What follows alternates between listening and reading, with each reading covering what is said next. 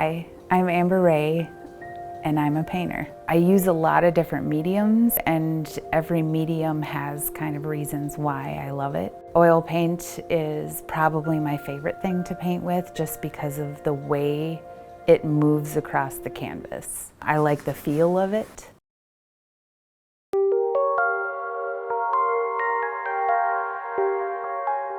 I started making these things because I was making work that was really highly detailed and a heavier subject matter.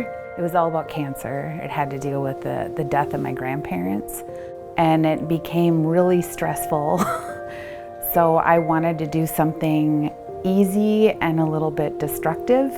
This current work is a lot more fun. I get inspired to put something in my work if I find out like a weird or unusual fact about an animal or a creature.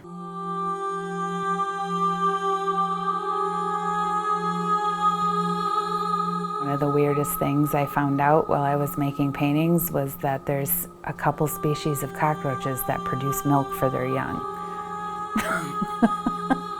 I could go on with the story, but it does get worse, but I don't think you want it.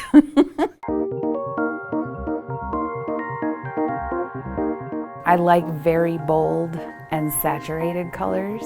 I'm not a big fan of pastels or a lot of lightness.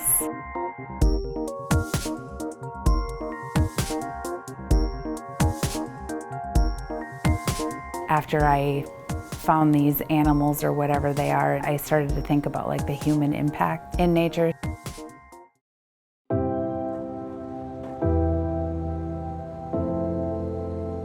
My husband and I take a lot of walks, walking on a trail in a park, and you're coming across like little bits of like micro trash, bottle caps, paper clips. And I start researching that. I figure out what kind of micro trash would go with it.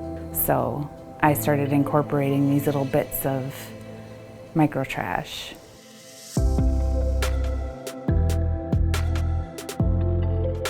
It's a green bottle fly, and those are attracted to just garbage. So if you looked closely at the fly, there's like little tiny green bottle flies on the fly. So it's called flies on fly.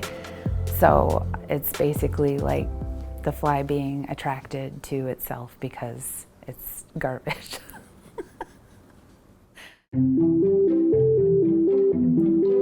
I like colors that the play between warm and cool a lot of the time. I have one that's a toad with bubble gum. The reason I did the bubble gum with the frog is because of like the way that they produce the sound. They kind of create their own bubble. The micro trash that went with it had to be something that maybe produced a bubble.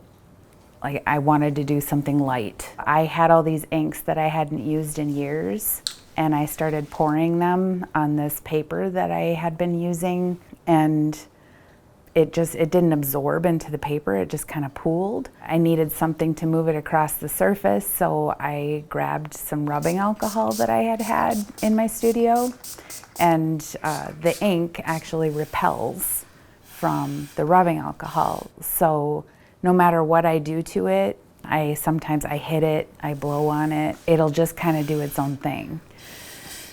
And I'm kind of drawing from nature. It might just be an animal, it might be a flower. So I'm kind of creating these environments for these things to live in.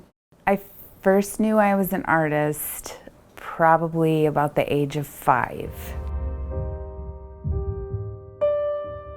My grandmother was a painter, and she used to give me art lessons at the kitchen table. And I kind of always loved to draw. I once asked my mom what my favorite toy was as a kid, and she said crayons.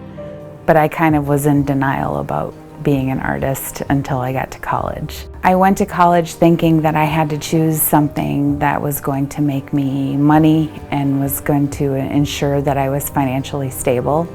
So I tried every subject that I could think of that wasn't art. Until my second year of college, I took a ceramics class.